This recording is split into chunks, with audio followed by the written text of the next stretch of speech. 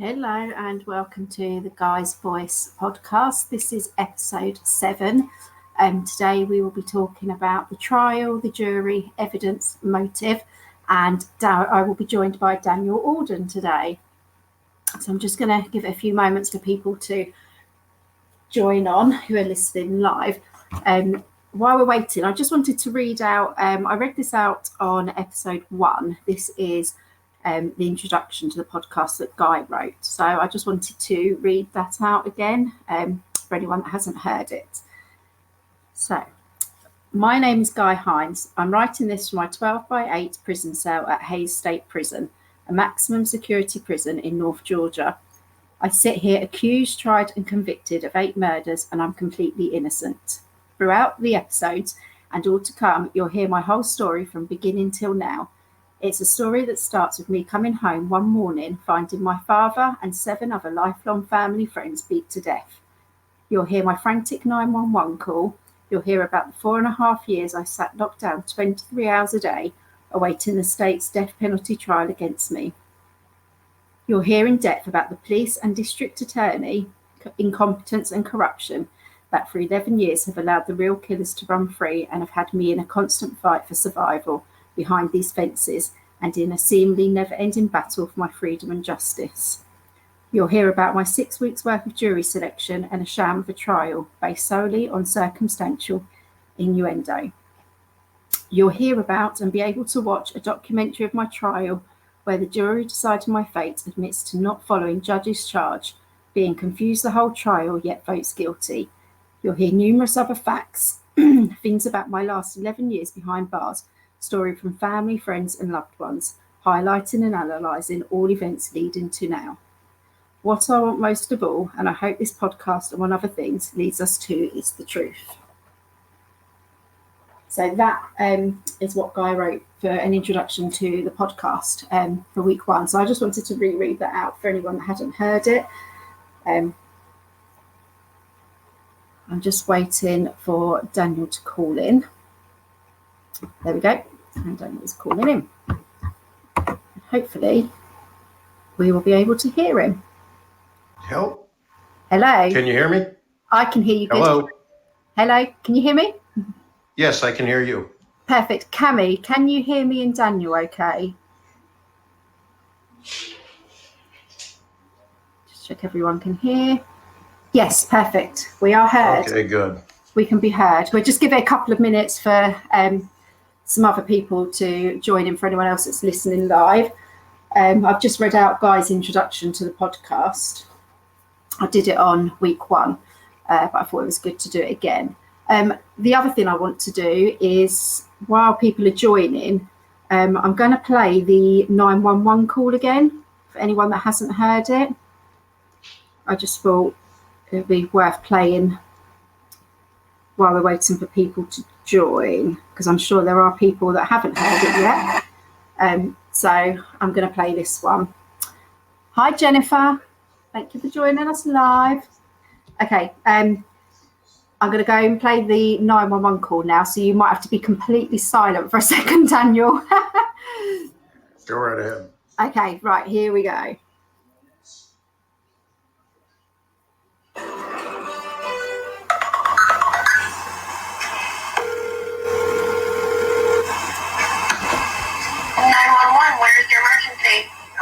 New Hope Plantation, Highway 17 North. Okay, by New Hope, what's going on now? There's a kid just came home and his whole family is dead. He's trying to start, so I can't understand. I haven't gone over there yet. Okay, tell me what the address is. Try to get that address for me. 145, 146, and it's around to the back side. Hope Plantation? Yes, ma'am. He just came screaming over up to my dog. My dog will fight. He's got a dog out there too that on the porch that may bite. I'm going to have to try to contain him. This is Guy. I don't know what his last name is. He said his dad is dead. Rusty's dead. He said everybody's dead. I know it's a house full of people that live there. Okay. What's his name? He's freaking out. It's Guy. Guy. What's his last name? Well, Guy, what's your last name? What's your last name, honey? Yeah, here, talk to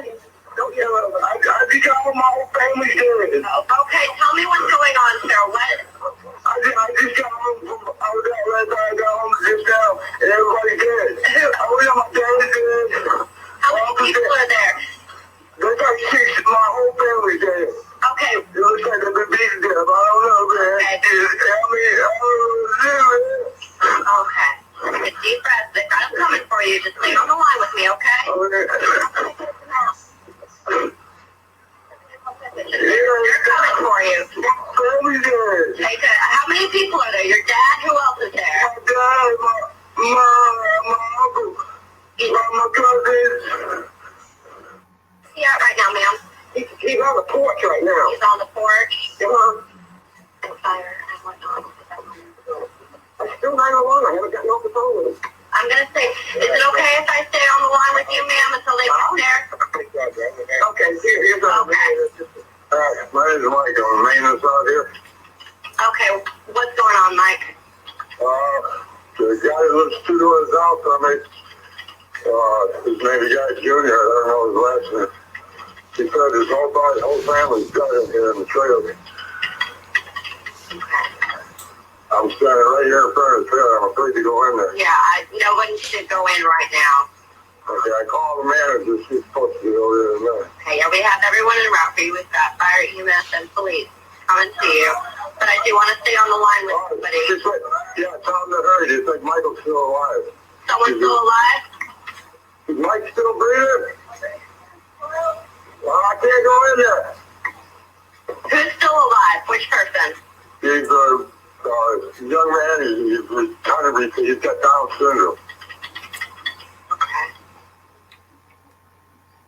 Okay, so that's the 911 call for anyone that hasn't yet heard it. I'm sure most of you have, but for anyone that hasn't, hi Crystal, that's the 911 call. And I know we've spoken about it on the podcast before, but I mean, who would like for him to be calling for them to hurry because Michael's still alive? That is not like the signs of somebody that's just been in there and killed them all.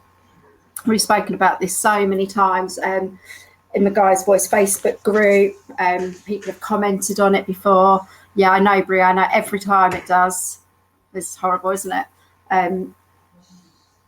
And yeah, I mean, you can hear the emotion in his voice. It's just, yeah. So I just wanted to play that for anyone that hasn't yet heard it. If you're new to the podcast, then it's worth having listened to.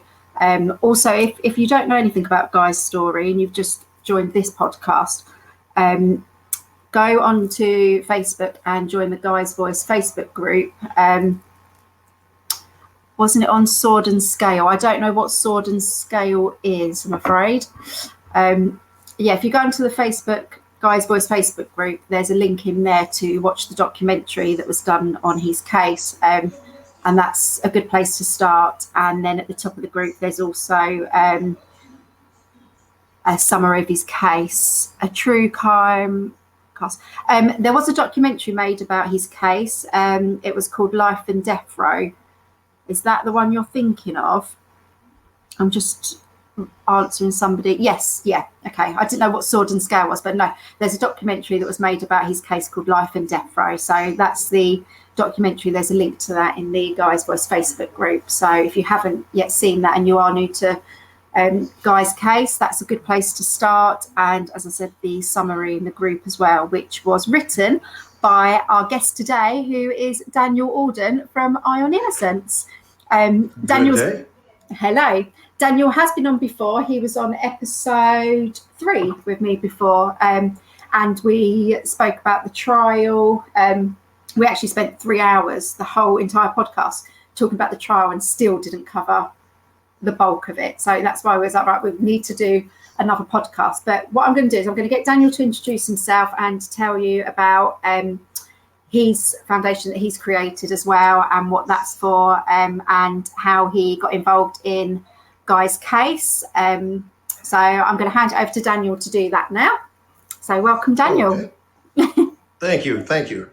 Yeah, my name is Daniel Alden, and I am the founder of Eye on Innocence, which is an innocence organization similar to Innocence Project, which is probably the best well-known, except we do not, we're a little bit less limited. We don't, Eye on Innocence will take cases that are not DNA cases. We'll pretty much look at everything and go through everything. And we'll look at cases that still have lawyers involved. For instance,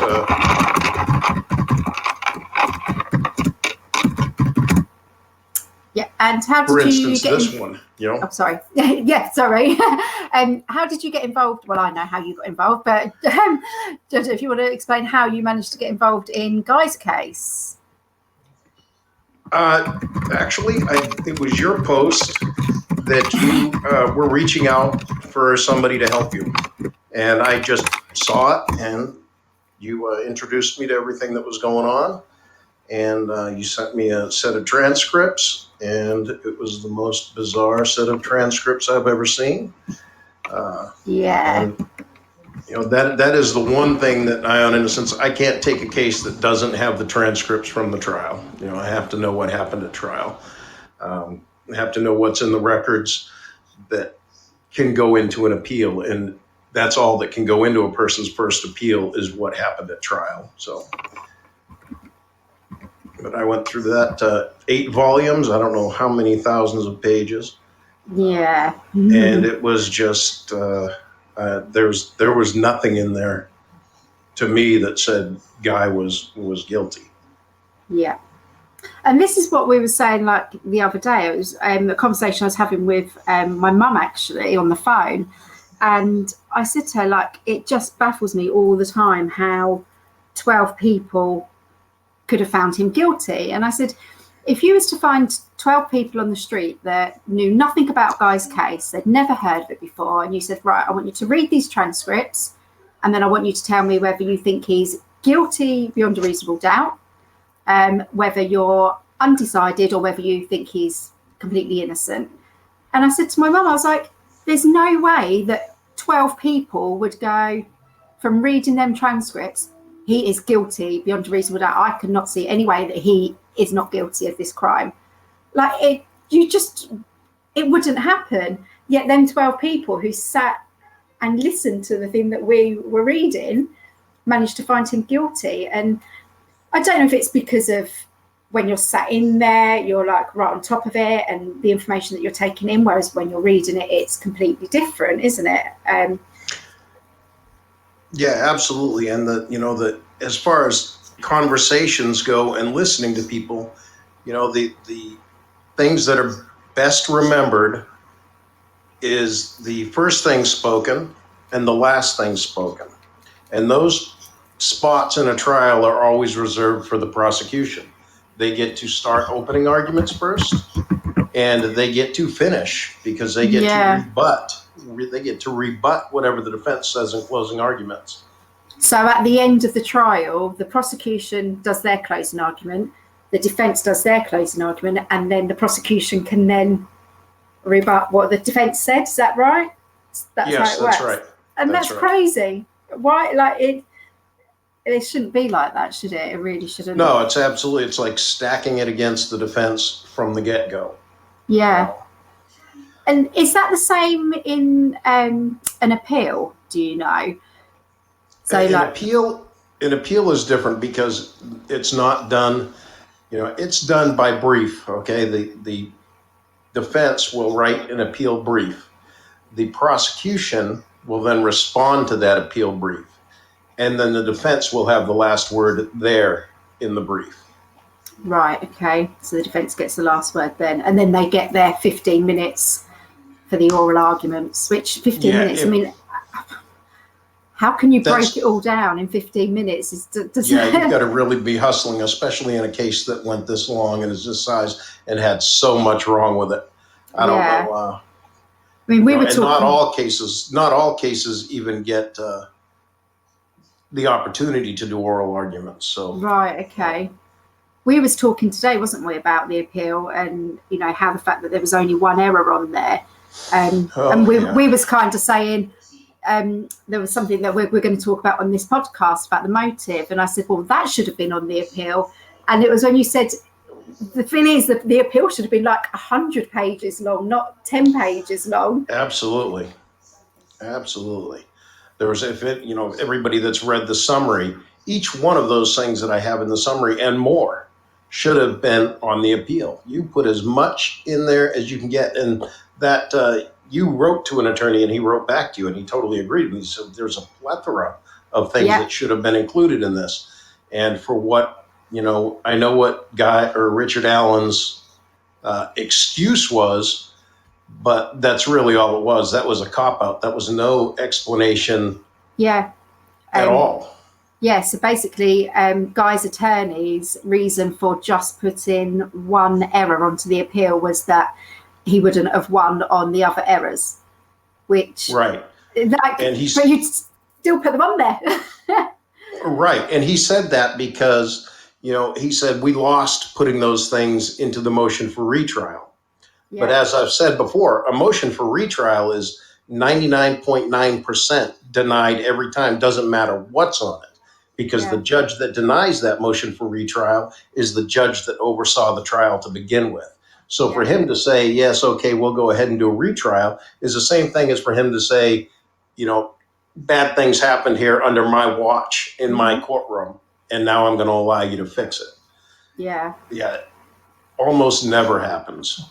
And now, with the way that Georgia are looking at appeals, I cannot say the word. Even when I was speaking to these attorneys, I couldn't say the word. What's it called? How they look at it? The cumulative error? Oh, a cumulative. That's a cumulative the word. error. I still can't say it, even copying you. I cannot say that word. Some words you can't say, and I cannot say that one. Now that they're looking at everything like all together, and there's nothing on Guy's appeal that the judges would sit there and go, oh, hang on a minute, they could have convicted an innocent man here. There's nothing on that appeal that says that. It's all about the juror. Whereas if they'd have put everything on there, they'd be looking at it all together and going, well, hang on a minute, it looks like they could have convicted an innocent man. They've then removed this juror. That would have surely given that error more like meat to go with, because it's giving it a reason as to why they might have removed the juror, because hang on a minute, it just doesn't make sense, does it? It doesn't make sense at all. Not at all. Crystal said, when can we go back to court with the appeal? So as it stands at the moment, Crystal, the appeal has been filed against Guy's wishes.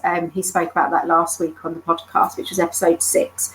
After writing 4 letters to his attorney asking him not to file the appeal, he wanted to talk to him about it. He still filed it.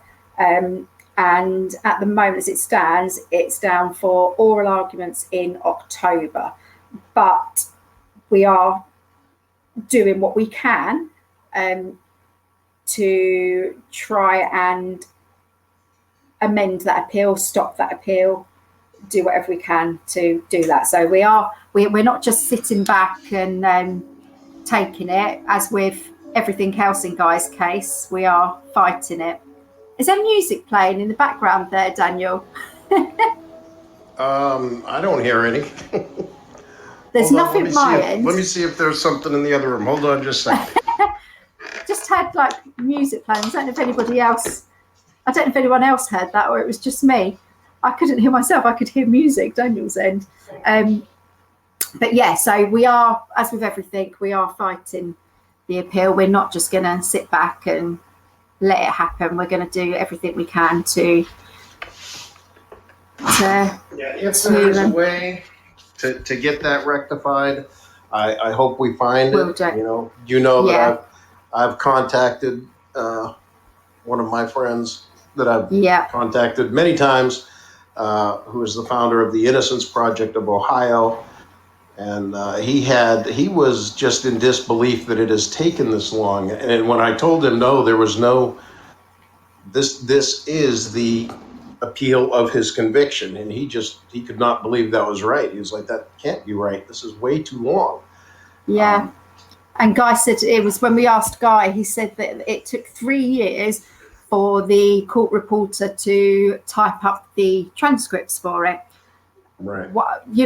Apparently she was an independent person, but 3 years, that's like, is there a reason why it took her 3 years? Was she asked to slow it down, or you don't know? And also from speaking to a paralegal a couple of days ago, he actually said that there should have been an appeal on that. So in 2018, they had the motion for retrial, and then that was denied in February this year.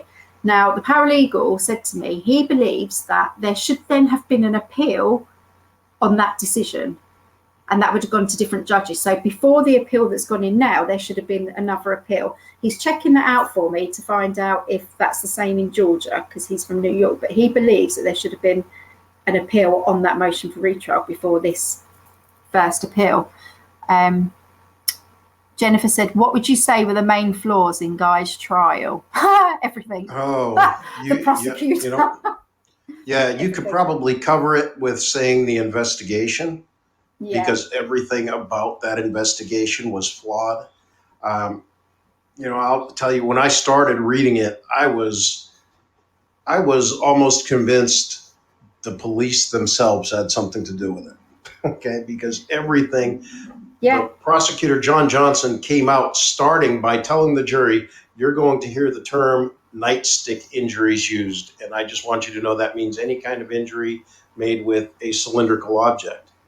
Well, that's not true, but it was kind of like he was trying to head off them thinking, holy cow, this sounds like the police did this, because that's how bad the investigation was. It almost looked like they were trying to cover up for themselves. Yeah.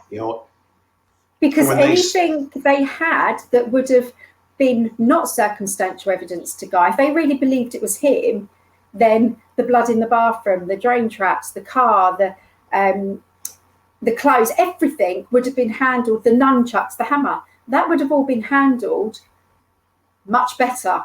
It wouldn't have gone missing. It wouldn't have got lost. It wouldn't have been held forever in someone's car for 24 hours. It wouldn't have got left and not tested. It was like, okay, we know who did this and we need to cover it up, so we can't actually test all this stuff, or we've got to lose this stuff. Or they didn't know who it was, but they wanted people to believe it was Guy.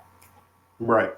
But for them to, start botching it so fast, I mean, before the evidence even was taken out of the house, they were blowing it. They had the opportunity to get the clothing out of the south bathroom with the blood drops on it, put it in the bag, save it. They all agreed, all the police officers that testified at trial agreed that the blood on those clothes did not come from one of the victims being in the bathroom, which would lead one to believe that, okay, maybe the actual killer had been injured and gone into the bathroom and gotten his blood or her blood or their blood on those clothes. But then instead of collecting it, they just took a picture of it and disposed of the clothing. So it never got tested. The blood never got tested to see who it belonged to. And without that documentary, we wouldn't know anything about that blood. Nobody would know anything, would they? Like us looking into his case, we wouldn't have a clue about that blood in the bathroom. No, not unless, from the documentary or the transcripts, that's the only place that it was mentioned. In fact, I've read through, I don't know how many articles, and I don't recall it being mentioned in any of the news articles. No.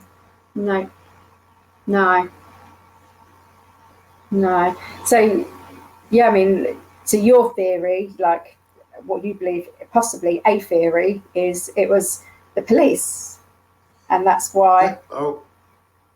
It could very well have been. I mean, they got into the house without any problem. You know, I'm not saying that's my. We have other people in mind besides the police now, but it certainly looked it on the face of it. It looked like it. It's like, okay, we believe Guy Heinze washed himself up because there's no blood in the car, so he had to be clean before he got in that car. If their theory stands true that he got in the car and left and then came back. That would mean he had to have been washed up before he left. Well, if he washed up, they could have found blood in the drain traps or in the sinks. So they pulled those out. But again, they never did anything with them. They pulled them out. They didn't test them. And they disposed of them. They're gone forever. Yeah. That would have proven that somebody had washed up in there. It would have proven their theory that they were claiming. Yet they threw it away. Yeah, and again with the nunchucks and the hammer, like you finally found the murder weapon, and then that goes missing. Two of them, not just one, but two of them go missing. Both Why? of them. Yeah. At different times. They weren't turned in together and lost. They were turned in at two separate moments in time and both lost. Yeah, one just after, and then one about a year later, wasn't it, when the trailer was moved? Yeah. Yep. It's why did it go missing? It had blood on it, it had hair on it. That should have been a huge part of the case. Right. And again, we wouldn't know about that. The defense wouldn't have known about that.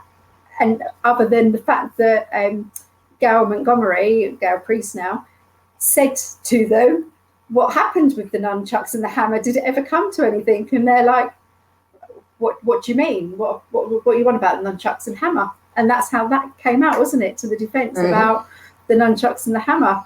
And then when Mike Owens is questioned on the stand about it, what is it he says? Nope, I didn't take that call. She regularly calls in, etc. The next she's a day, liar. called her a liar. Had no involvement in that call, and yet the next day the defence finds a recording of him taking that call from her. But we don't know who actually collected them. She doesn't know who collected them. They left the card both times, and that was the last that was seen of them. So, yeah. Yeah, and Gail Priest is another one, when you talk about, wow, could have been the police. I spoke to Gail Priest on the phone. I made an appointment with her. She said, come up to my work. She said, I always thought there was something wrong with this case. I always thought he was innocent.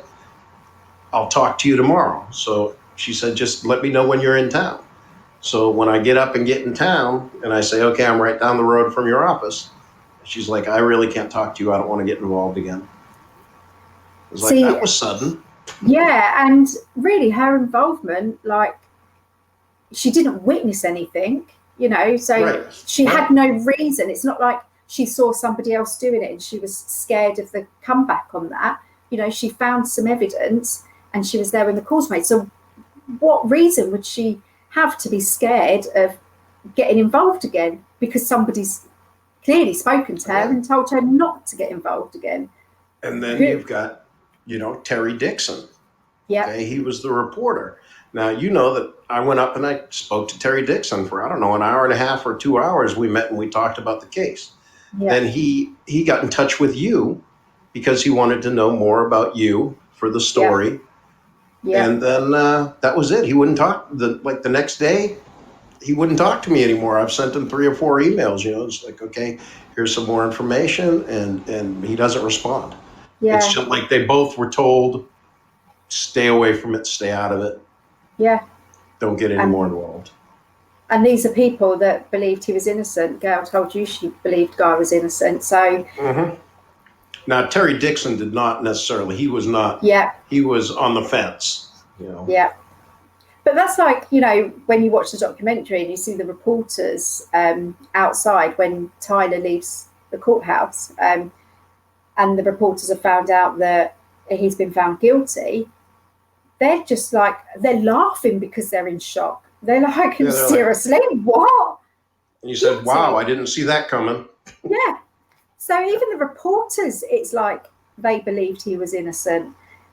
From what they'd heard of the case, they were not expecting him to be found guilty. That's what, makes you think about the jury.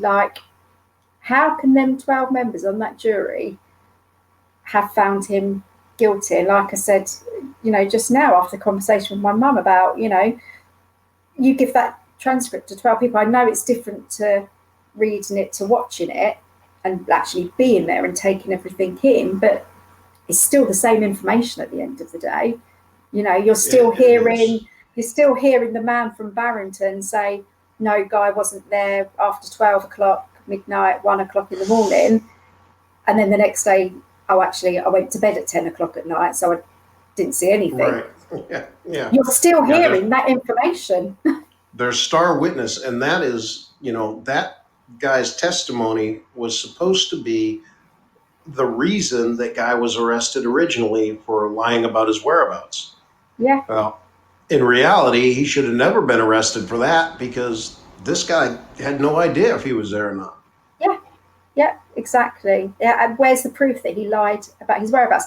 And the thing is, he was upfront about everything. He was upfront about the gun in the car, the phone, everything they asked him, he was upfront about. And somebody I was talking to, I'm not going to say names, but somebody I was talking to today, I think this was the conversation we were having today or yesterday, I think it was this morning, who I'm hoping is joining me on a podcast, maybe next week.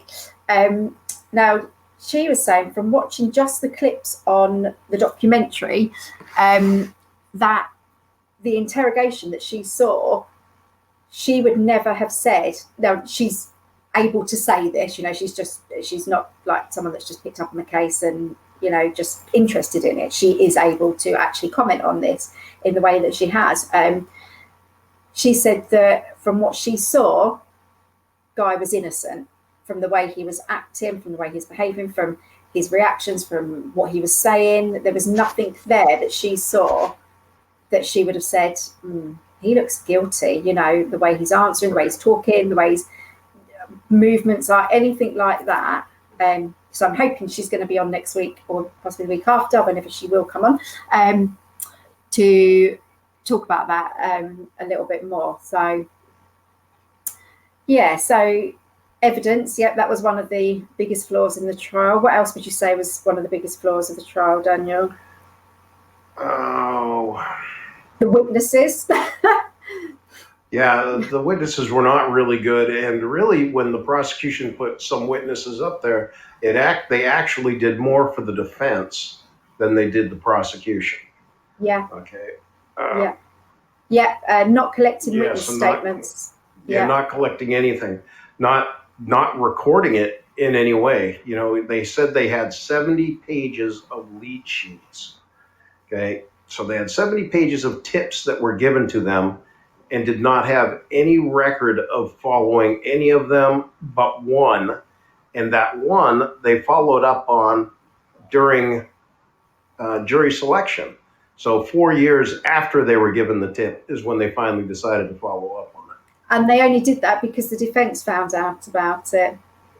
Yeah, the defense had gone out there and spoken to the guy themselves. Yeah. And actually, somebody sent me something they'd found online to do with Mike Owens. This goes back to 97, I believe this happened in. But there was a lawsuit between Calvin Hudson, who is the person that gave the tip, and it involves Mike Owens. And Mike Owens is the one that collected the evidence, that guy's clothes, and had them in his car and everything like that. But when you start digging, it's funny how you can see, people knew each other, and the ties that are there with that. Something like there was too many things that didn't add up or show how they could find him guilty. Yeah, exactly. So by saying that there's too many things that didn't add up, they shouldn't have found him guilty. The leads, is there a way you can see them to look into it yourselves? Daniel, we are trying to get hold of them, aren't we, the lead sheets, so that we can investigate them ourselves and look into all of them. Right. And that's also why I asked, if anybody knows of anybody that gave a lead, I would like to have their name so that I can contact them. I don't even care what the lead is. All I want to know is if the police followed up on the lead that they called in, because the police are required to follow up on them all. If they get a name of a suspect and the police don't go look at that suspect and investigate that other suspect besides Guy, that can get a conviction overturned. So I haven't had any response from that. Like I said, I'm not looking for any names. I'm not looking for, I'd like to have them get in contact with me. They can get in contact with me either through my website, ioninnocence.org, or I'll put my number on there on the page if they want, if they're afraid, because Facebook uses the name, whatever, and they can just contact me and tell me what the lead is. It's just to know whether the police actually followed up on that lead, isn't it? That's the only thing, because we don't know there could have been other suspects that were mentioned. We only know about the one that was spoken about. So we've got at least 4 of our own, and we don't know if they were, we know that one of them they wouldn't track down because they said they didn't have a complete name, and the one, they were passing by his house every day and said they didn't have enough manpower to go check him out, but lived in New Hope. In New Hope. Yeah, exactly. Yeah. And then we know that there's more than one Andy Anderson that was living in Georgia at that time, but they've just picked one that it came up on the system. He was in jail at the time, was in a gang, at the time as well. So, yeah, they definitely didn't follow up on not crime raises a suspicion. So I was just reading up what the comment was. That comment is true, but really, if you've got that many, you have to at least, put a check mark down that you went and saw them or something. Otherwise, the next guy that comes in on the next shift is going to grab those lead sheets, and he doesn't know what you've already done. And that's literally what happened. And the Glenn County Police Department said they just don't do anything unless they think the interview is useful. But if you go out there and you interview somewhere, you started out a notepad with their name on it or something. Yeah. Saying that you did see them. Yeah. Or cross them off or something. Yeah. Just to say we've done something. There should, yeah. We'll see when we can get hold of them lead sheets. It'll be interesting to see what's on them. But yeah, we're definitely trying for that. So one thing I wanted to talk about was the motive that the police gave. Had a really long conversation again with this lady this morning about and Daniel as well actually about the motive that they gave, that he did it for these Darvocet pills, which are really weak painkillers, and we was talking about like what people do for drugs, like they'd spend their money on drugs even if it's their rent money, things like that. But what I wanted to point out was Guy Senior was asleep right in front of the doorway. So if you said with the police's theory that this was done for the Darvocet, what they're basically trying to say is, Guy came into the trailer without waking his dad up. The Darvocet must have been in Russell Toller Senior's bedroom. And in that bedroom was Russell Toller Senior and Michael. Russell Toller Senior, from what I've heard, he could defend himself. He wouldn't have just sat back and let something happen to him. And we know he tried to defend himself as well because the evidence was there. He was in 4 different spots across the bedroom that he'd been beaten. So going by the police's theory, this is what happened. A guy came into the trailer, didn't wake his dad up. He went to the bedroom to go and get these pills. Russell Toller Senior tried to stop him. So they got into this huge fight, and Russell Toller Senior defended himself because he was moving across the bedroom. He tried to put up the fight, you can see from his injuries as well. At this time, Michael is sat on the bed in complete silence because, otherwise he would, if he'd have called, then he would have woken up Guy Senior. Other people would have come to the bedroom, and they didn't. So this is what the police is saying. So Michael would have just sat there either asleep and not been woken up by it, because this fight between Guy and Russell Senior was done in complete silence, according to the police, because no one else came to help. And it was also done with him putting up a huge fight for his life, and yet Guy not getting any injuries to himself, not even a mark, not a bruise, not a scratch, nothing at all. And then he's got the pills that he wanted, so he's then killed Michael, again in silence, without Michael making any noise, and then gone through the trailer and killed everybody else. That's what the police are saying, because we know Guy Senior was killed in his sleep. Now, does that sound possible? Or does it sound more possible that 3, 4, 5 people came to that trailer, they came in, they killed Guy Senior first because he was asleep in the bedroom, and then they all went to different rooms and they killed the rest of them? Where no one was... Yeah. Every room except for Brenda's room had more than one person in it. Yeah.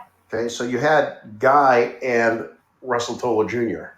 Yeah. Or Guy Heinze Sr. and Russell Toller Jr. You had Michael and Russell Toller Sr.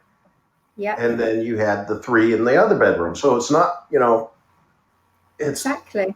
It's going to be virtually impossible to not have, 2 or 3 people fending you off. Yeah. So when he comes out from killing Michael, well, almost killing Michael and Russell Taylor Sr., he's then come to the front room, killed his dad and Russell Taylor Jr. was in the front room, even though he was killed in the kitchen, but he was in the front room because I believe he slept on the sofa. So he just sat and let that happen. Or he killed Russell Taylor Jr. first, and his dad still slept through all of this noise. And Chrissy, Michelle, and Joe, who was big, they all just ignored what was going on. By this point, there's 1, 2, 3, nearly 4 people, plus Brenda as well, been killed, and they're just sat in the bedroom, because there's no noise at all being made. And guys doing all this without, Russell put up a fight. He moved around. But it just doesn't. It's impossible. It was not possible. And we know in the bedroom where Chrissy, Michelle, and Joe were, Chrissy tried to get out of the bedroom window.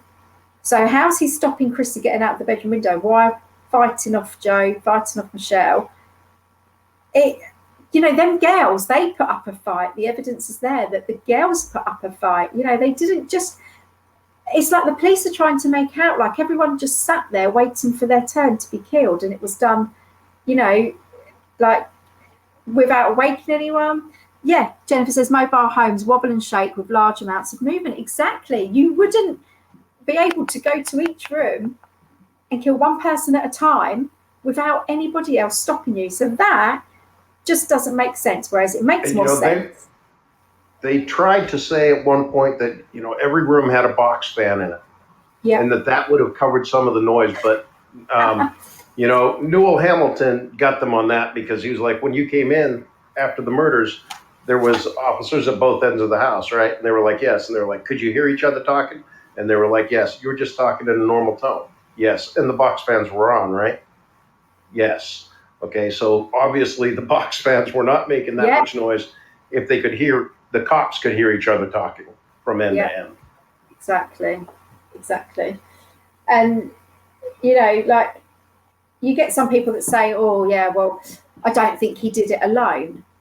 But again, there is still no evidence that puts him there doing it with other people. There is no evidence at all. I mean, we've worked out the timelines. The lady I've been talking to this morning, she's doing a very in-depth timeline, mapping out everything, basically, how long it takes to get from this point to this point, how long he might have stayed at this point, and even without her going into too much detail on it yet, she's saying that, we know this, the time is just impossible because of when he was seen on camera, the time for cleaning up. We know they were still alive at 2:16 because Michelle left the voicemail on her friend's phone to say, I believe it was something around the lines of like, you must be asleep, I'll call you back tomorrow. So everything was fine at that point at 2:16. Then we've got the 2 calls at 3:48 and 3:52, I think it was. Now, the last digit was misdialed and it was like a star or a hashtag was put in instead. I can't remember which one it was. But the police say that they tried to recover what number that was. They tried all different numbers. I don't believe they did. It took them a year to charge the phone up, didn't it? Phone, they didn't even look at it for a year. Yeah, exactly. The phone that, guy had hidden in the car and, tried to hide this phone. He didn't try to hide the phone. He picked up the phone to call 911. And then when he left the mobile home, it was in his pocket and he put it in the car. It wasn't some big conspiracy theory, No, it was right in the center console. Yeah, exactly. He had a chance to hide that phone at loads of different times. So, and he admitted to everything that was there. He admitted to.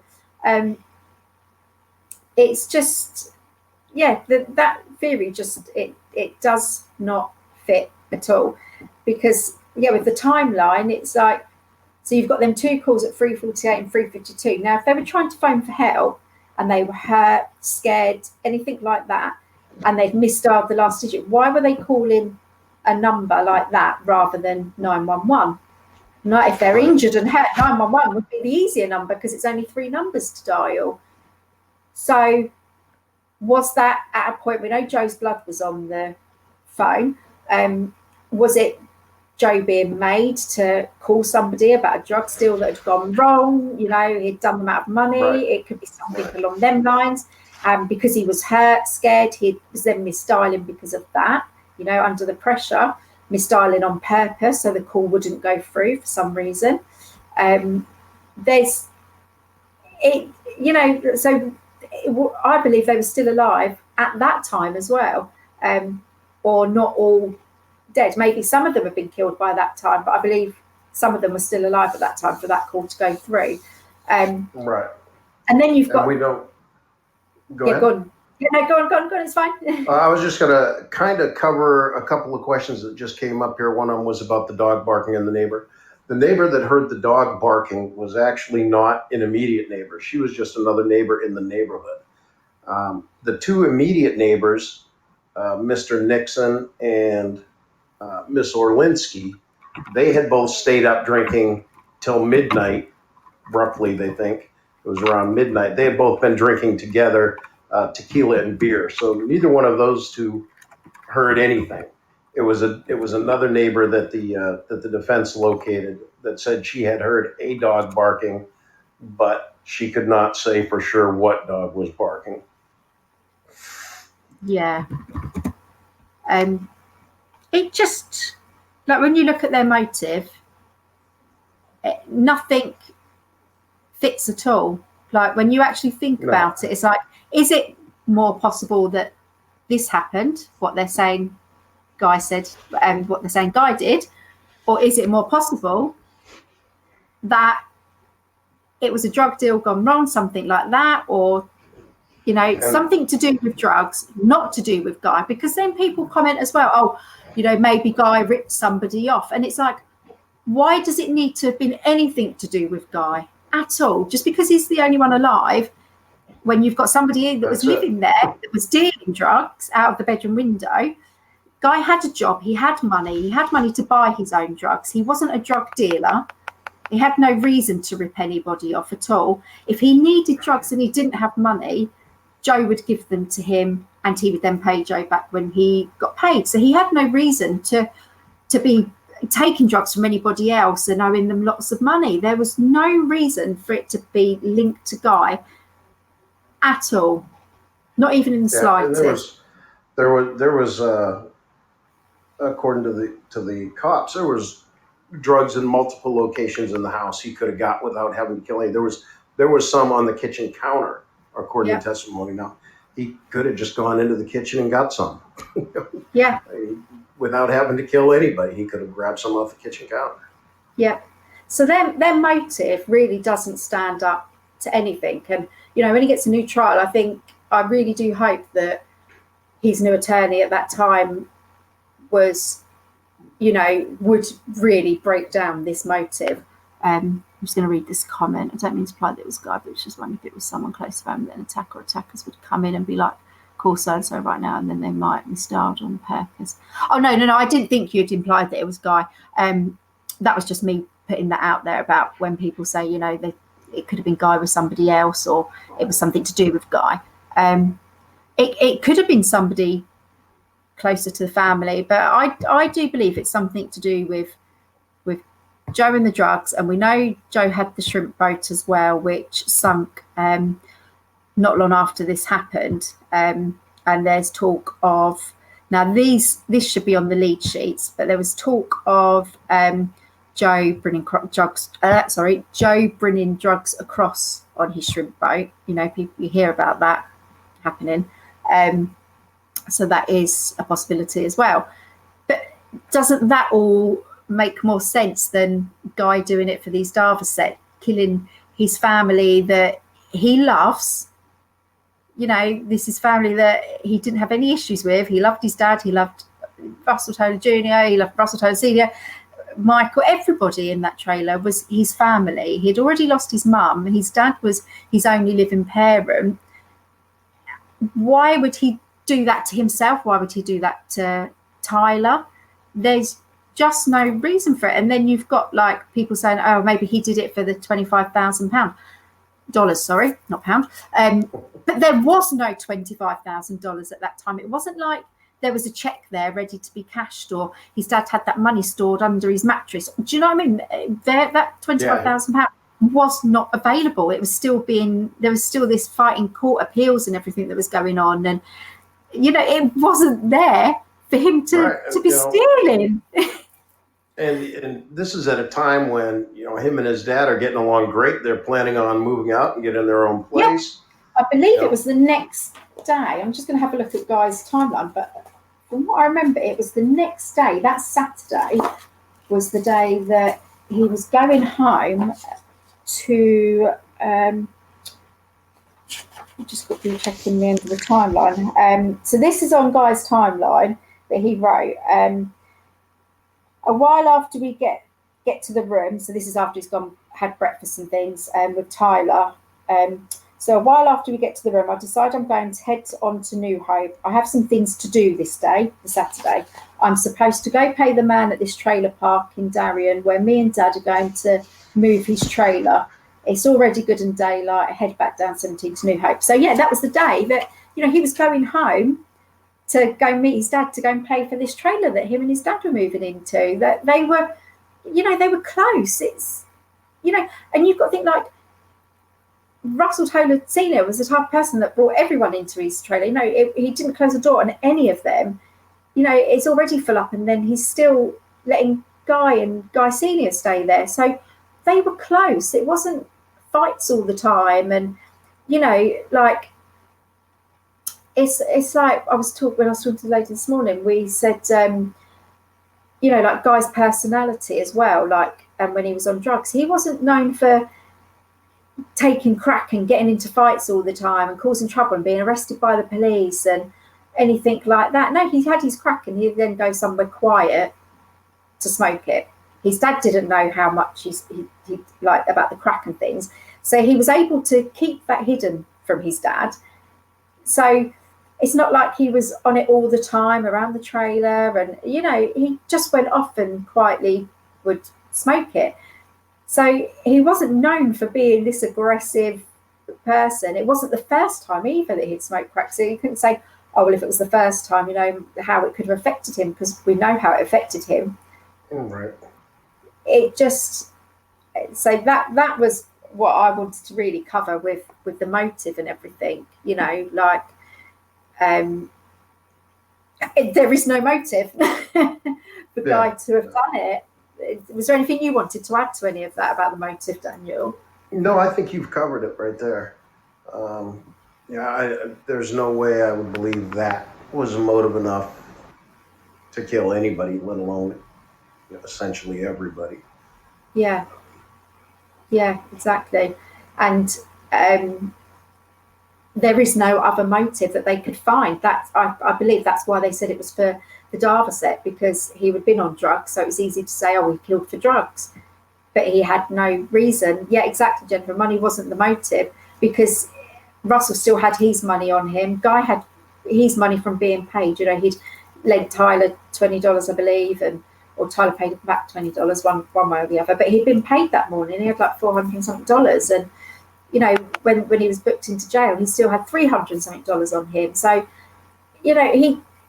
it wasn't done for money at all. And I'm hoping when this lady joins me, either next week or whenever she's going to come on, that we will probably go into like personality and things like that, like a lot more, the effects of taking drugs, and how Guy's personality was, how his family life was, and how none of that points to somebody that would lead them to be doing this. So hopefully we'll be sort of breaking that down a lot more with motive and things. And then the other thing I wanted to talk about was, this is more you, Daniel, that will be talking about this one, was, I can't remember if we covered it on the podcast we did before, the two of us, but was, it's because I had a conversation with this lady this morning about, she wanted to look into how the barrel of the shotgun would have actually stood up to being the weapon. And I said, well, actually, it's funny you say that, because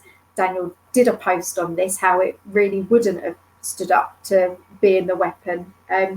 So I just wanted to kind of talk about that a little bit more, Daniel, because maybe, we need Sure. to. Yeah, and maybe we could maybe dig that post up and repost it, because there's pictures on it that really let you see what you're talking about here with a 20 gauge shotgun barrel. If you're not familiar with it, it is small enough that if you put a penny over the top of the barrel, it's larger than the barrel. So the barrel is roughly just a ½ inch across, and it's a very thin walled barrel, right around like 1.5 millimeters thick. So a dime thickness and a half dime thickness, 1.5 millimeters. And it's not hardened steel. It has to be able to flex. I don't believe it. If I took it out here and hit something with it, I was looking at coconut shells yesterday, because that is something that is supposed to be close to hitting the human skull, within 4 psi, I think it's listed as. But I was hoping to find. I had written to Michael Knowles and hoping he would run Michael Knox, hoping that he who's Michael Knowles? hoping that he would run the tests in his facility before I destroy the barrel myself. Because I went out and I ordered a barrel. I bought the barrel just specifically to see how many blows you could strike before this thing bends or caves in. I just don't. I don't think it would hold up to 244 or more strikes against human bone. Yeah. And like I said, that those pictures are on there. I'll see if I can dig them up later and bring it to share it. Yeah, I've written that down to do that. Yeah. Because that was a good post. That was, like with the photos and everything on there as well. I mean, the barrel was missing, so the police say. Obviously, it wasn't something Guy can say. Guy never said, "Oh, the barrel was missing when I went in there." He doesn't know. It's the police that's saying the barrel was missing. Right. But so there's a reason that barrel of the shotgun's missing. Maybe it was used a couple of times and it was taken along with the nunchucks and the hammer, And was it you, Daniel, that said as well, like killers don't change their weapons. They don't go, I'm going to kill you with a barrel, you with nunchucks, you with a hammer. Right. They don't. Right. Or switch in between on the same victim, which is something that Michael Knox pointed out, was that there's marks on the bodies from being hit with different objects. Yeah. The S wound that could have been from the S hook that was described as being what was holding the nunchucks together, and he described a wound in an S shape. He described some from being from more of a blunt square object. He described the head of a hammer injury on one of these people, and on marks from the claws on the hammer on the ceiling, like somebody had reached it up over their head and hit the ceiling. So there was, I think Michael Knowles said there was at least 4 weapons, and we knew about the knife that was used post-mortem on Rusty Toller Jr. And that was actually left there, wasn't it? That was found there. The knife. I don't know that they ever found the exact knife, but I know that when the police showed up, there was knives on the front porch. Right. But they didn't collect them. They didn't take them. But so we don't know. We don't know if those knives were used or not. Yeah. Why did they not take them? You've got someone in there that's been stabbed, and at that time they wouldn't have known that stabbing was post-mortem, would they? No, that would have come after the post-mortem was done. It just, oh gosh. Jennifer's put that's talking about post-mortem shows personal connection. Yeah. Right, and speaking of personal connections, we're going to go back, and I think we talked about this before, or maybe just you and I talked about it. Was the pillow over Miss Falligan's face? Okay, one of the people that we believe had been involved romantically with Brenda Falligan at some point. She was the only victim whose face was covered. Now, if you've ever read anything on criminal profiling, you know that when they cover somebody's face, that is a sign of a personal connection. They don't want that person looking at them.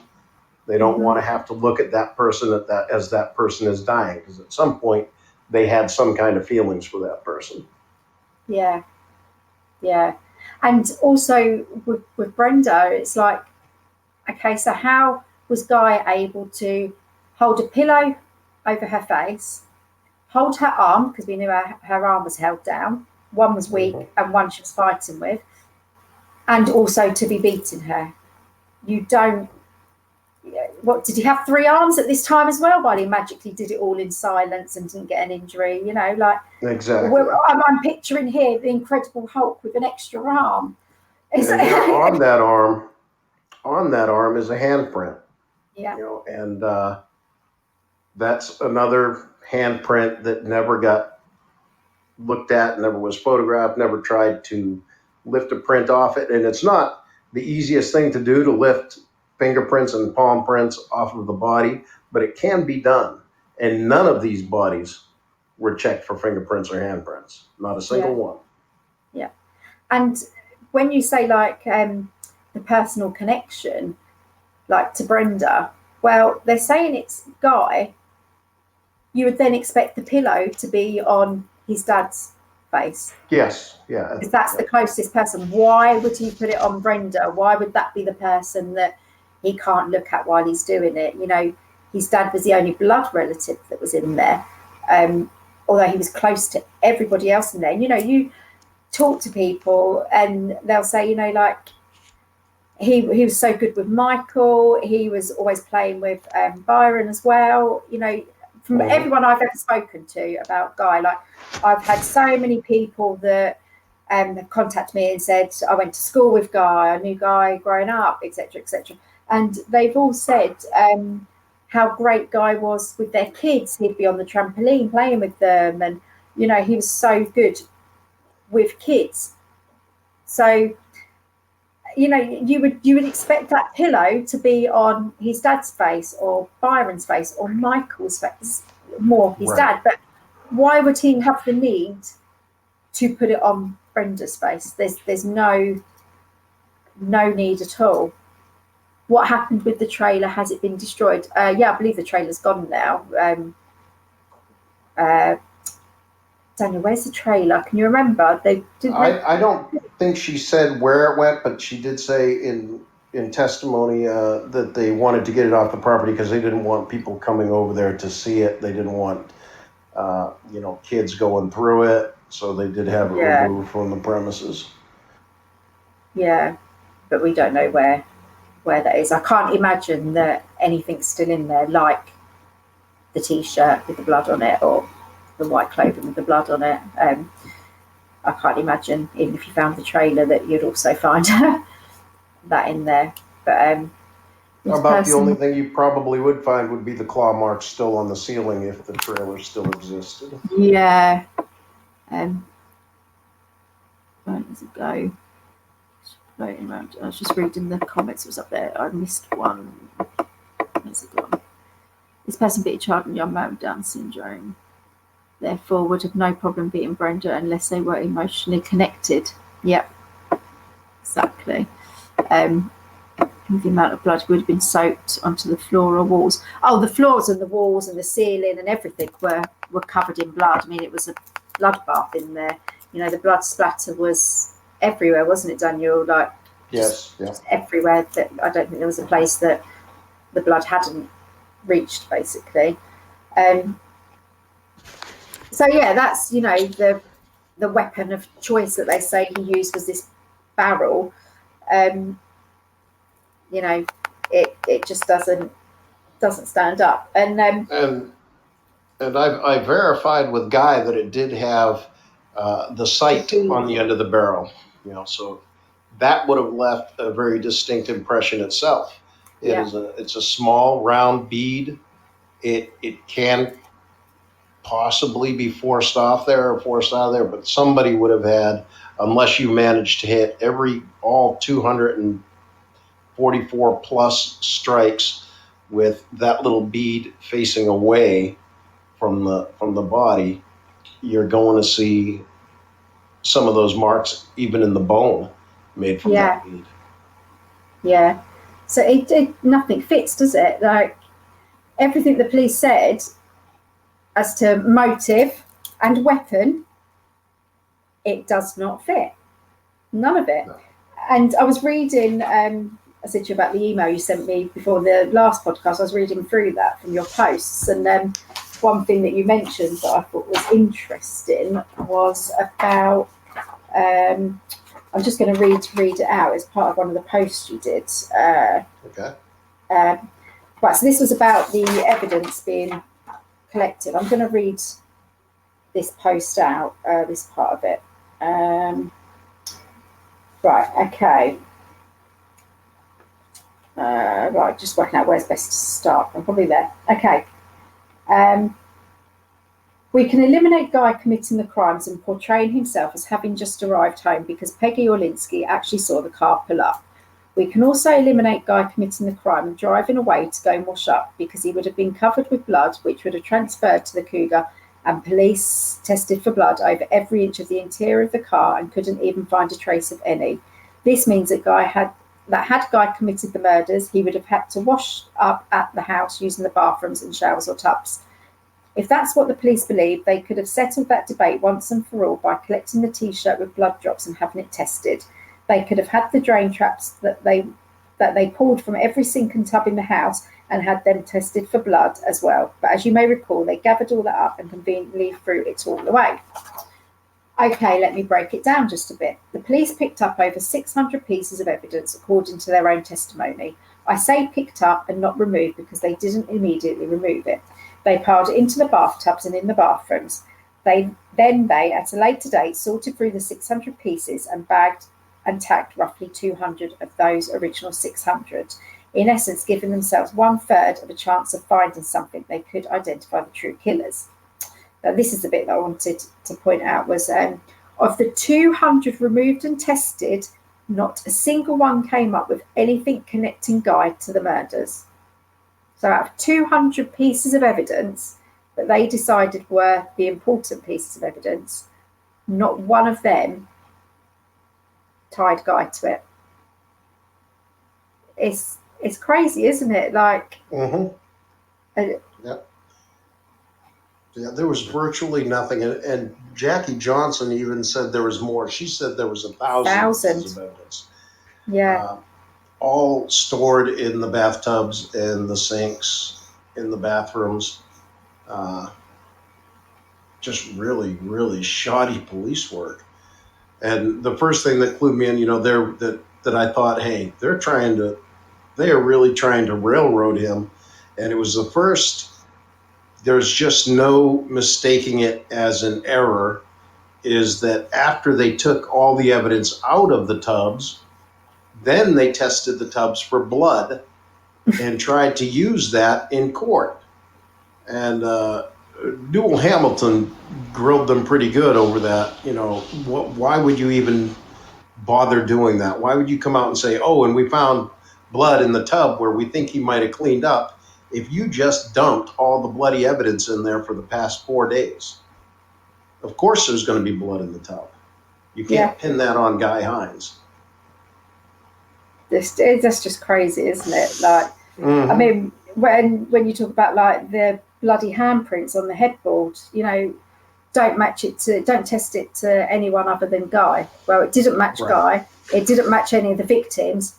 So we're just going to leave it. We're not going to test it against the database and see whether it belongs to anybody in our database. We know we've got a bloody handprint here that doesn't belong to anybody. But hey, we're just going to leave that. And it's like you put on the post. I'll just read out the next bit.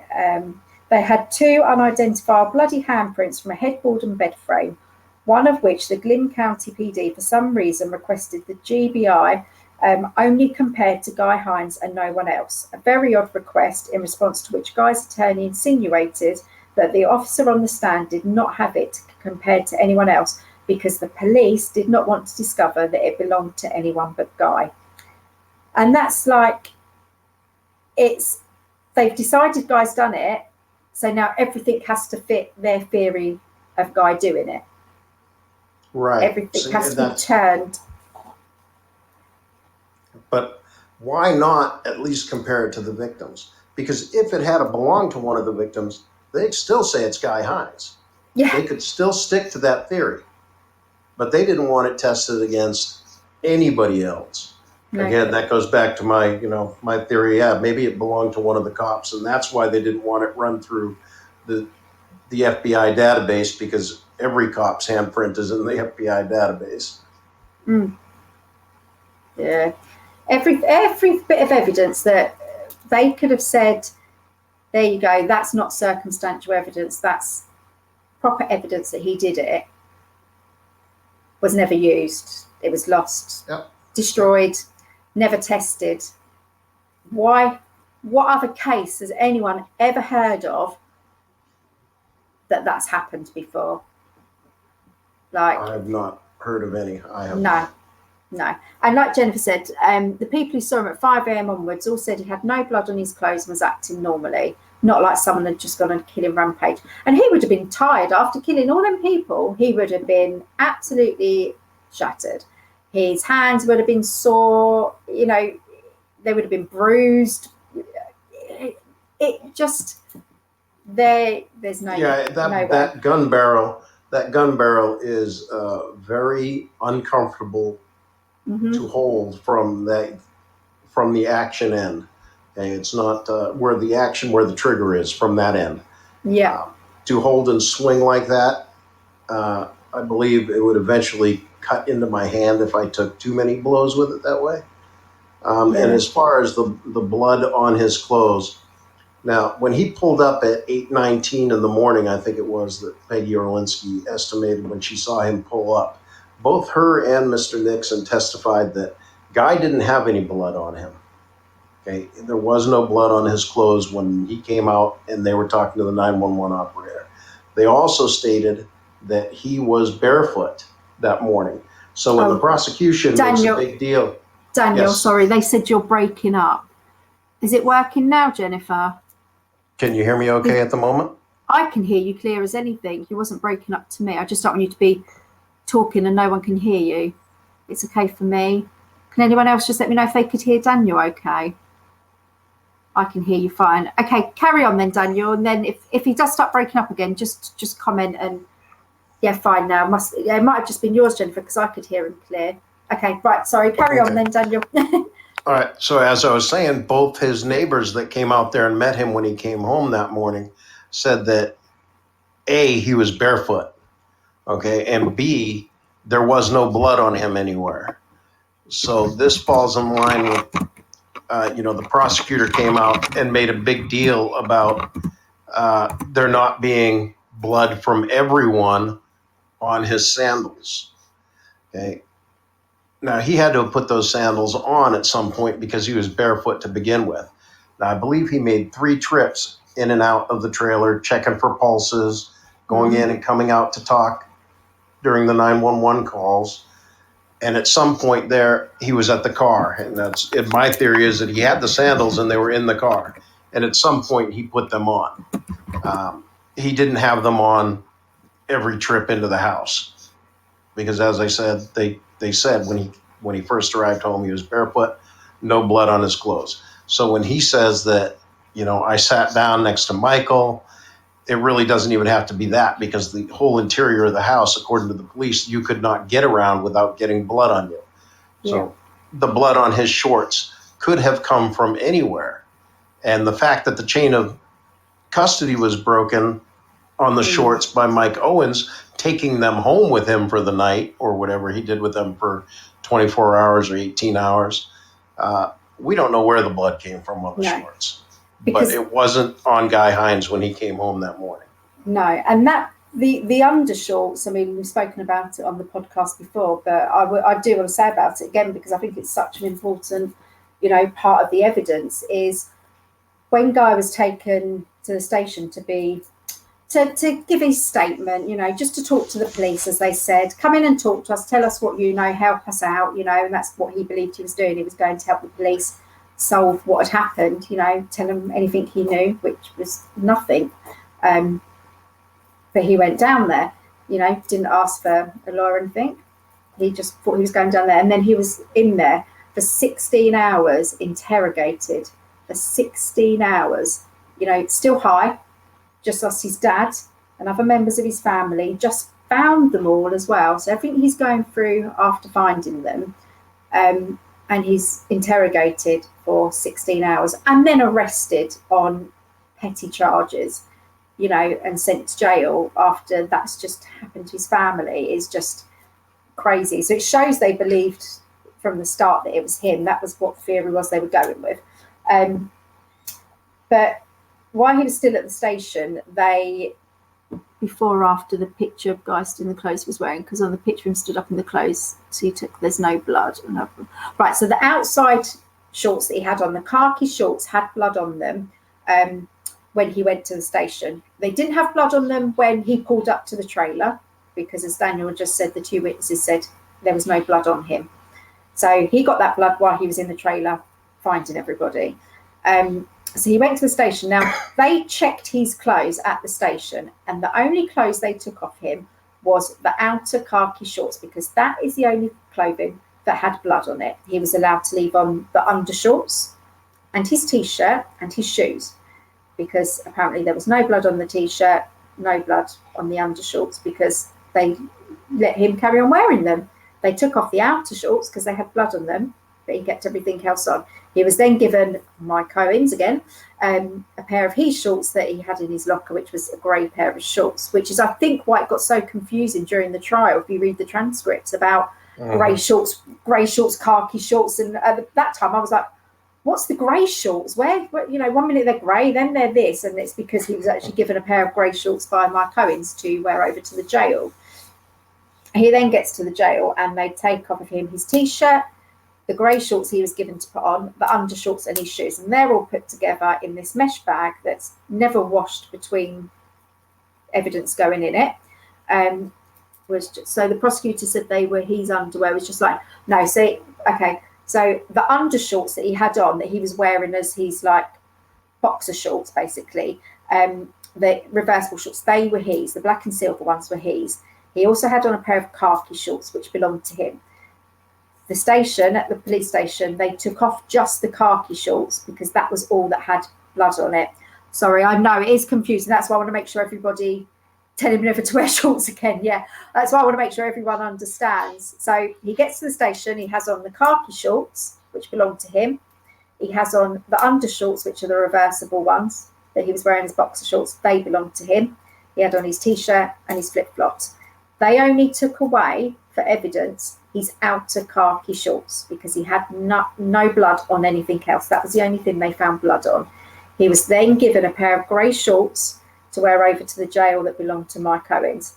At the jail, they take the grey shorts that he wore over there, his undershorts, which are the reversible black and silver ones, his shoes and his T-shirt. That's all then put into a mesh bag all together, not separately, all together, and these mesh bags are never cleaned between evidence being put in them.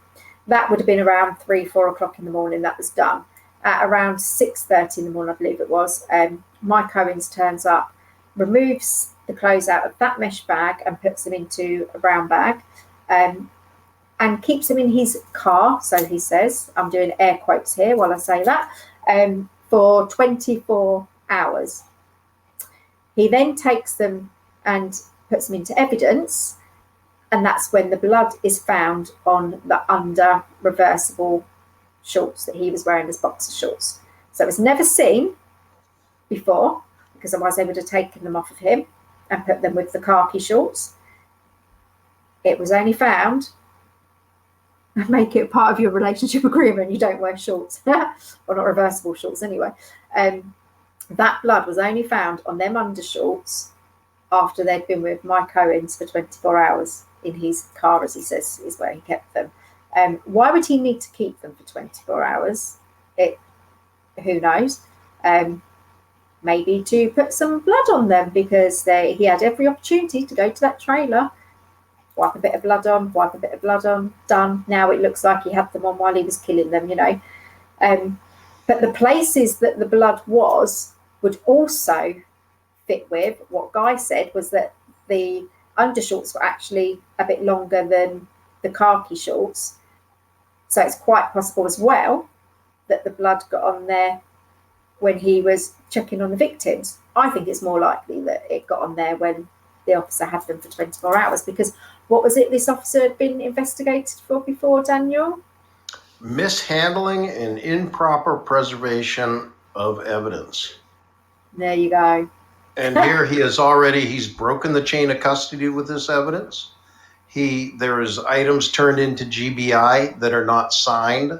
They don't have their labels on them. They don't have their seals on them. There's no telling what happened to that evidence. And in most court cases, that evidence would not have been allowed to be used just because of that, because of the broken chain of custody. And yet it was allowed to be. Why was it allowed to be mentioned at the trial if the chain was broken? Exactly what I just said. It shouldn't have been. It should not have been allowed. And that is like what should be in his appeal. Why wasn't things like that put in his appeal? You know, if I'm saying this to strangers, you know, if I can turn around and say to somebody that hasn't heard about the shorts before, that might think he's guilty because of them shorts, if I can say to them what I've just said on here, and they can turn around and go, wow, do you know what, that actually makes sense, I didn't know about that. And that is what's happened. Somebody commented on my post and said, I always wondered about the undershorts, and now I've read your post on your theory to the undershorts, which is exactly what I've just explained there, and I did a post on it, and they've said, after reading your theory on it, I now completely understand about the undershorts. So why was that not picked up by the jury? You know, and like you say, why was it allowed to be mentioned in trial when that chain was broken? Why wasn't each piece of clothing put in a separate bag like they do here? It should have been. I mean, Daniel, over there, do items get put in separate bags over there? Should they have been shoes in one bag, t-shirt in another bag, undershorts in another bag? Yeah. Absolutely should have been bagged separately. Yeah. And they admitted that. The police admitted that at trial, that they should have bagged them separately. They didn't have any, you know, that's not a viable, we made a mistake. And on the documentary, they actually, the jurors comment, don't they, and say, you know, the blood on the shorts, it was hard to get past. Why was it hard to get past? If everyone else can see it, then, you know. Yeah. Jackie Johnson has often allowed evidence and testimony that she knows is misleading or false in the trials, exonerating her officers who murdered, like Sasser and Presley. Exactly. She lets go on exactly what she wants to go on. Their argument was that the blood was dry, so cross-contamination didn't occur, but that's a false statement. Exactly. You know, that if the shorts was something that, you know, people are like, well, he must have done it because he had the blood on the undershorts, so he must have been wearing them. You know, he's this really, you know, very good killer because he's done all this without getting hurt, without getting a mark on him or anything, yet he forgets to change his undershorts. Like, okay, really? So he's done all of this, killed all his family, nobody came in and stopped him, he did it all without making a noise, without getting hurt, but yet forgot to change his undershorts. Don't think so. God, he's good. He is, isn't he? Like, okay then, all for some weak set.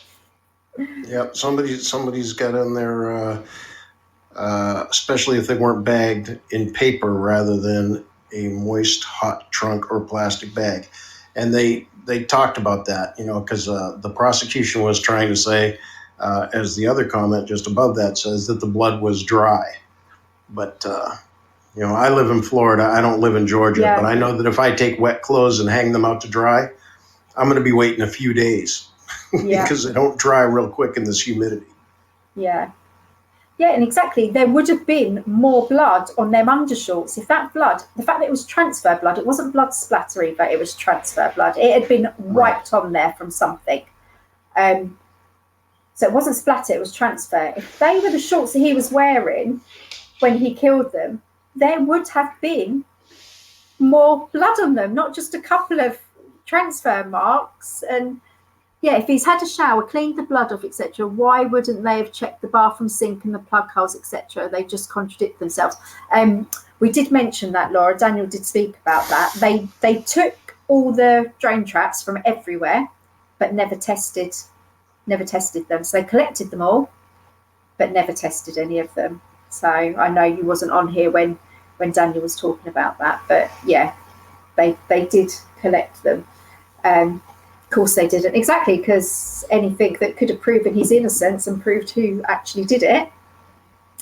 If you look at the crime scene, there was blood splatter everywhere. He would have back spatter all over him. Exactly, it would be like in his ears, up his nose, under his fingernails. You know, he'd shaved his head that day, so it would have been all over his head and easy to spot. It would have been everywhere. And even Michael Knox said, I've got it here.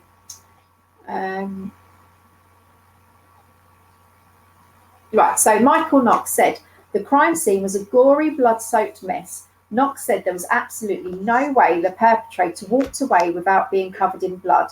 Knox also stated it would have taken more than a quick clean-up or shower to get rid of all the blood on his skin. He stated that the perpetrator would have taken a significant length of time scrubbing themselves clean using a brush. He went on to say the blood would have been in every crevice of the killer's skin. So you're not just talking about a bit of blood on your hands or, you know, it would have been absolutely everywhere. Yet Guy didn't have any. He was checked everywhere. He was checked in his ears, up his nose, everywhere. And there was not any blood on him, apart from where you would expect it to be had he found them. Some transfer blood on his clothing. So, yeah. Right, so we've covered motive. Is there any more you want to back with the evidence? After they refused help from the FBI, they had to have had someone found guilty. Yep. I wonder if there are a few bloody poppy suits, coveralls somewhere. They can be purchased all around because it's so close to a navy town. Who knows? Right, anything else we've missed out with evidence, Daniel? Let's see, we did the sink traps, we did the drains, we covered the bloody shirt that was on the bathroom floor. And weapons we've spoken about. It's interesting also that, you know, at the end of the trial, the prosecution brings in what he called a rebuttal witness. And this is a witness that didn't testify anywhere in the trial. Somewhere he just showed up after the defense makes their closing argument. And this guy says that he looked in the tires and didn't see any nunchucks there. Yeah, it's really amazing because then, you know, Newell Hamilton was like, "Oh, you did a search of the outside of the house?" Because, you know, they didn't have his name as a witness of any sort until after closing arguments by the defense. And he says, "Yes, I was assigned to do the outside perimeter check and look for any kind of weapons outside." And he said, "Oh, do you have a report of that?" "No, I didn't generate a report." So another missing, unrecorded report. And this guy shows up out of the blue after the trial, you know.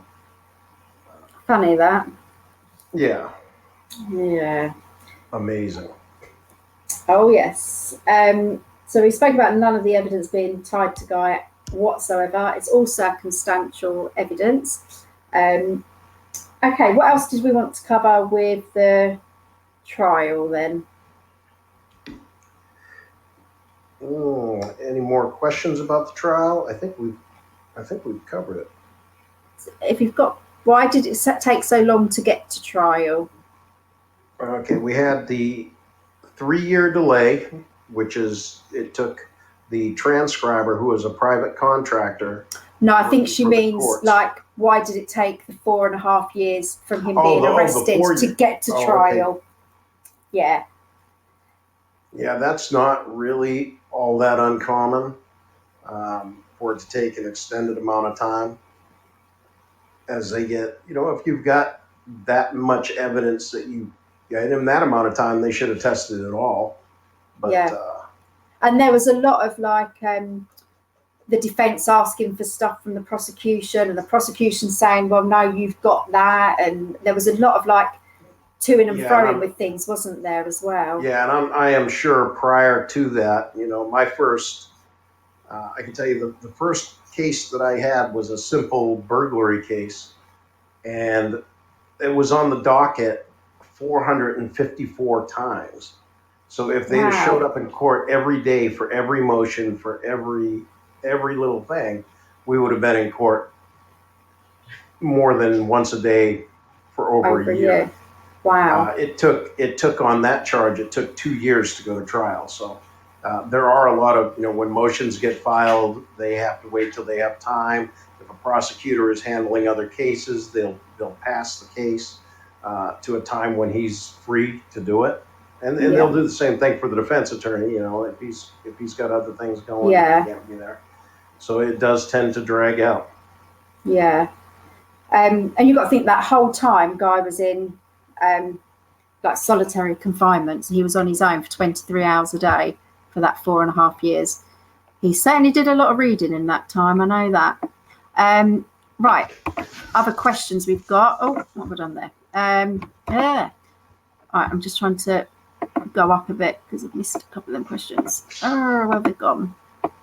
Oh, I can't make this go up. Oh, there we go. What could his counsel have done better? Oh, no, sorry. We'll go back to that one. Were the nunchucks, I've realised there's more up above. Were the nunchucks that were found Guy's, and was they used? No, they weren't Guy's. Guy never had any nunchucks. Was they used? Well, there was marks on the victims that could be linked to having been made by nunchucks, wasn't there, Daniel? Yes. Yeah. The S hook that was described as holding them together, there was actually injuries and wounds on the people that matched that S hook, or what they think that S hook looked like and how the size of it. And also they could have been used, and also there was planted by the killer. They were left there by the killer, definitely. And one of the people that we suspect it could have been, he commented, he did a Facebook post about how great these nunchucks were, didn't he, Daniel? And which you found. Oh yeah, I did, yeah. So there was that. Right, I'm just going to go up so that Laura. Oh, okay, go ahead. No, go on. Yep, you carry on with that. I was just gonna talk to Laura there for a second. She just baffles me. Oh yeah, that's what I was getting to, that one. Right. So I looked up the definition one time of what is a fair and speedy trial, and a speedy trial is only defined as going to trial with the minimum delay. So it really, those delays that we just talked about, motions being filing, they consider them necessary delays. So your speedy trial, there's really no telling how long it'll take. If it takes gathering evidence for a year, that's going to add a year on there. Yeah. I'm just trying to move this. It's not easy to. Right. You might be able to see better than I can. The next question after Laura's one about the speedy trial, where she says it just baffles me. I can't get my thing to move. What was the next question? What could his counsel have done better? I believe they did do some things well. He didn't get the death penalty, which is what their aim was. From reading the transcripts, there was some things they did well, wasn't there, Daniel? But again, I thought he did. It was Newell Hamilton's first death penalty trial. He has now had 3 currently, but that was his first one. I thought he really he objected to the things he should have objected to. He filed motions such as to try and get into the office and look for those cards that whatever Mike Owens had supposedly left. I think he really he tried to do a good job, but he was sometimes confusing himself, I believe. He was trying to go too fast, and he did miss some things. But Yeah. overall, I think he did a fair job. And again, when it seems ludicrous that, and it did to me when I first started looking at this case, and I thought about him allowing them to take that juror off. If he was 100% sure that he could get a hung jury, and then this thing would go back to trial again. As an attorney, I'd be all over that because I know every bit of evidence the prosecution is going to put forward. I know what their strategy is going to be, and I'd love to retry that case. But on the other hand, the standard for removing a juror is only to be done under extreme circumstances. But that is up to the judge. So if they had not taken the deal to get the death penalty off the table and allow the prosecution to replace the juror, allow the court to replace that juror, the judge may have pulled the juror off anyway. And Guy Heinze still would have been stuck with the death penalty. So I think that was the right move. And also the death penalty in any future trials, the death penalty can't be put back on. So, if he had another trial, it won't be a death penalty case. The death penalty has been removed for that trial and all future trials that he may have for this case, obviously. So the death penalty. So that is, like you say, it's a good thing that it was removed. Yeah. Talking about Juror 152, should we go into a bit more detail about Juror 152? Yeah, sure. He was a federal marshal, I think a retired federal marshal. He was not really, I didn't see anything proven that he had done. I had seen that, they were at the gym and he had spoken to the bailiff about the case. Not that they had a conversation about it. He just mentioned the case to the bailiff, and the bailiff reported him to the judge. And then at another point in time, he was, I guess, eating lunch with his wife when they had a visitation day. And the same bailiff said he overheard him say the word cockroaches, which had something to do with the trial, not really as evidence or anything, but they mentioned it during the trial. So the bailiff assumed that he was talking about the trial and told the judge that. The other jurors did not like Juror 152 to begin with. They thought he was annoying, but that is not enough reason to remove a juror. No. And he was strong-willed in his opinion that Guy was innocent. You've got, from the documentary, you can see how strong the two males were on there, and one of them being the foreman. So you've got one that I think would have been very strong in his guilty vote, and then you've got 152 who would have been very strong in his not guilty vote. So and I believe it's possible that the two girls were the other two that were thinking innocent, that were going to vote for not guilty. Right. And they had their backup with 152, didn't they? They had somebody that was on their side that was thinking the same as them.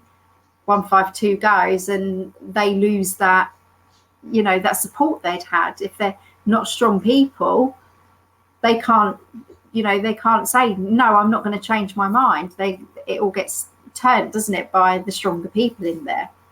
Right. And I think, from the ones that we got to hear talk, the only really reasonable one was the Christian guy. Remember him, the younger guy? He was the foreman, wasn't he? He was the one that wanted to find Guy innocent. He said that. I wanted to find him innocent. I felt horrible for him. So he was definitely, I am sure, at one point, sure the guy was innocent. I think the girls probably got, they were young, and I could absolutely see what was the older guy's name that thought the jury had been robbed of something? Oh, yes. He when they took the wanted death to, penalty off the table? yeah, he wanted to do that, He didn't wanted he? to sentence somebody to death. Yeah, he was looking forward to it. And Yeah. he was upset when they took that off the table. He said, that's exactly what he said. I felt like they took something away from us Yeah. when they removed the option of the death penalty. That's just... He's somebody I'd like to talk to. Just talk. Yep. Talk to him. Yeah, definitely. And the girls as well. You know, I'd love to sit and talk to all of them and say, what was it that made you say he was guilty? I think they got bullied. I think the two girls got bullied. They were confused to begin with, and I think it probably would have been easy for somebody to get in their face and convince them to go their way. And that's the only two that we heard from saying that they were confused. Who's to say that there's others that were on there that were confused as well? There could be more of the jury that were confused and were not strong people. And, you know, who was the alternate that was brought in? You know, who decided that that would be the alternate that comes in? Right. Had you know, anyone heard that he was believing that guy was guilty, and that's why they picked that alternate to come in, because he would have been on the side of voting for guilty. Yeah, right. We don't know that. What made them choose that one? He might have just been next in line. You know, they might have had them set up. Yeah. I wish we knew that.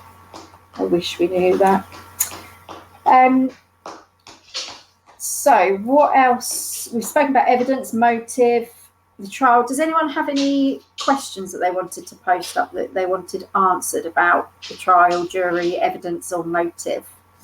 Or any points that they wanted to put out there as well? Is there anything else you wanted to cover, Daniel? Not right off the top of my head. We'll cover... so Guy was so smart to fully clean up, etc., but just left the nunchucks near the location. Yeah. Right. But remembered to take the barrel away. Yeah. Forgot the knife, and forgot the nunchucks, and forgot the hammer. Yeah. Had the shorts on while he did it, and then had a shower there, and then put them shorts back on with blood on them. Yeah. So he's like two different people, isn't he? Then got redressed in the shorts, exactly. Like, it just, yeah. So 1 minute they're saying he's the smartest killer ever, and then the next he's like the dumbest killer ever. Just like your mind's up. It just, nothing fits. Nothing ties him there. And when you break it down, when you break down the motive, when you break down the evidence, none of that puts him there. None of that gives him a reason to have done it. Nothing whatsoever. None of it. So did anyone have any questions then? I haven't seen any come up since I asked. Maybe not then. So you got nothing else, Daniel, you wanted to say? All good.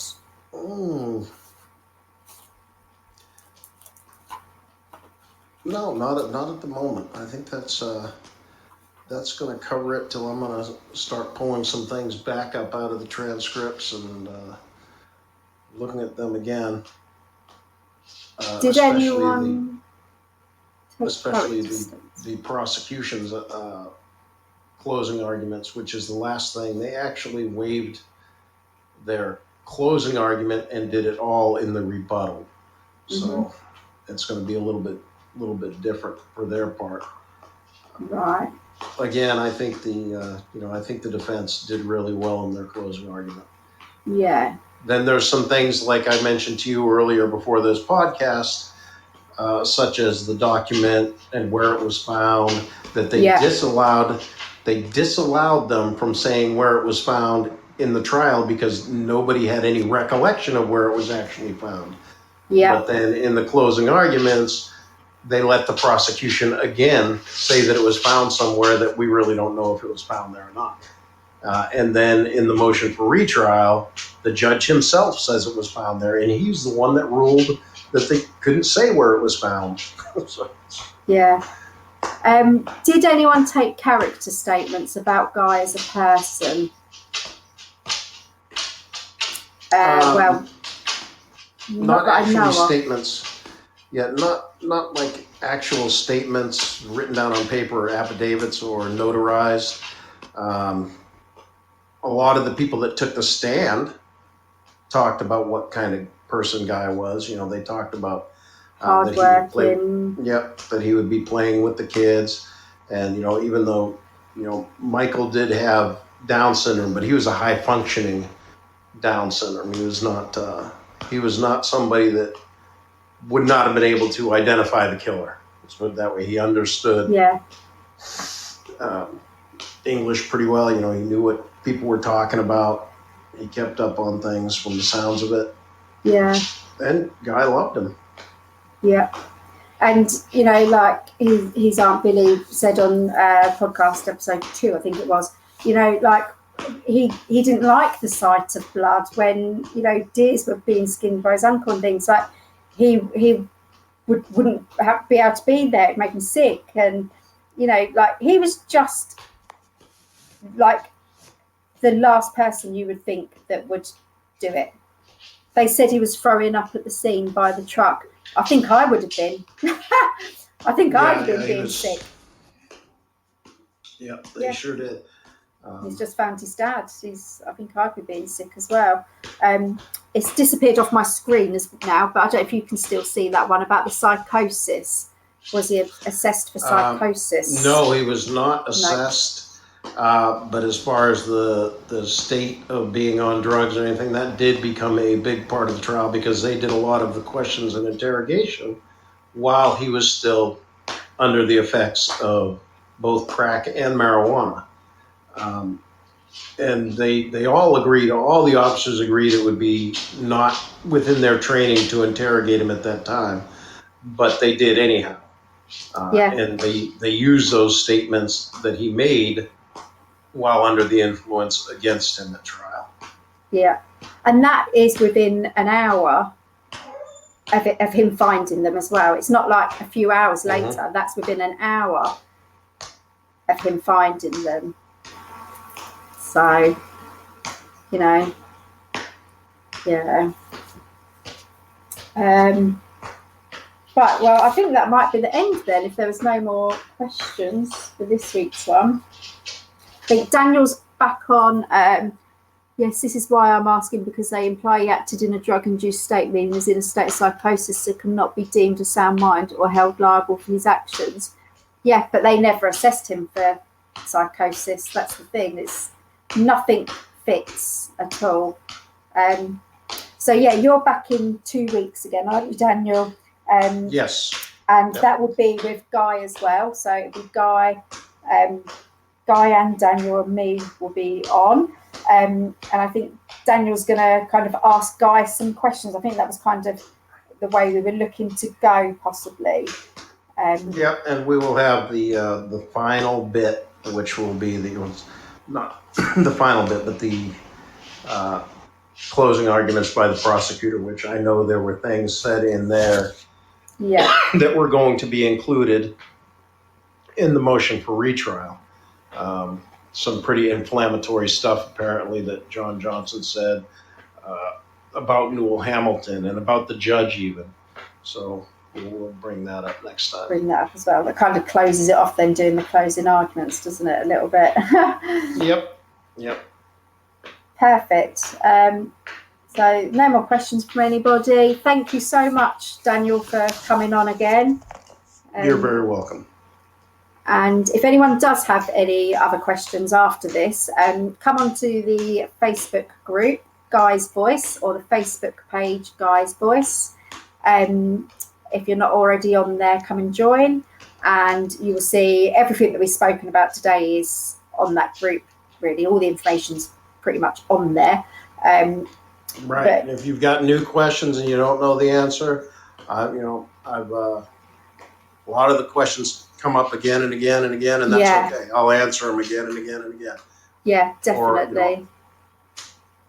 Or, tag either, me or Daniel in like a comment if there's a post up there, and if, say for example, because we're going to the post about the shotgun barrel, we're going to bring that back up to the top so everyone can see that one again.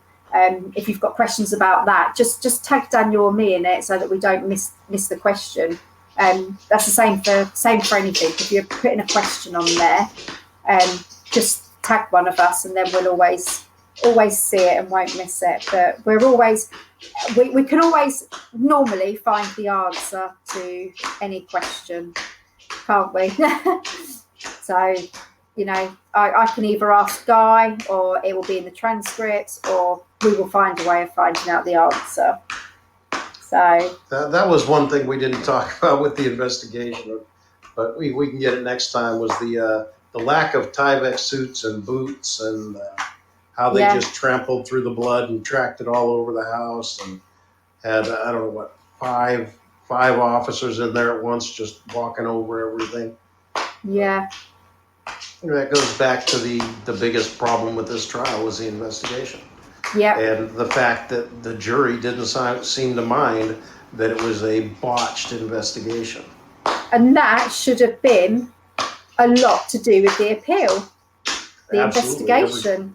Every single point that is made concerning the investigation should have been in that appeal. Yeah. Yeah. And because that would be showing them that, what's the clapping sound? It's coming from Daniel's end. It might be his dog. Is that your dog, Daniel? Yeah, I'm sorry. I was I thought it might be your dog's tail or something, like banging on the floor, maybe. My dog is old, and he likes it when you like smack the joints on his legs and his hips, and so that's what I was doing. I was smacking his hip, and now he's looking at me, wondering why I stopped. Why have you stopped that? Yeah, why are you not doing that anymore? So. Anything you want us to cover, remember Daniel's back on in 2 weeks, so is Guy. So anything that you want us to cover on that episode, just message one of us, put it into the group, anything, and we will definitely cover it. And then next week, Guy is possibly back on again, and I've hopefully got this lady that I've been talking to. Hopefully she's going to be joining me next week and talking about like criminal profiling in a way, I guess, like personalities and things like that, and how none of Guy's traits, personalities, history would, make him do something like this, and lots of other things as well. So hopefully she'll be on with me next week. But thank you everyone that stayed on and listened. We nearly hit 2 hours. We was 3 hours before, so we've done good this time. Kept it to 2 hours. So thank you. Please, I'm going to put the podcast link in the group, in the Facebook group, and I'll also put the Apple and Spotify links in there as well. So please share it around. It's not going to get anywhere other than the Facebook group if we don't have everyone helping and sharing it. So if you've listened to it, just give it a share in any of the links. Share it everywhere, please. So that should be up in the group either tonight or tomorrow morning. It will be up there. So thank you everybody. Thank you, Daniel, and thank you to Ron for the questions as well. Thank you so much. And send in any other questions. Absolutely. All right, everybody have a great day. Thank you. Bye. Bye. Bye.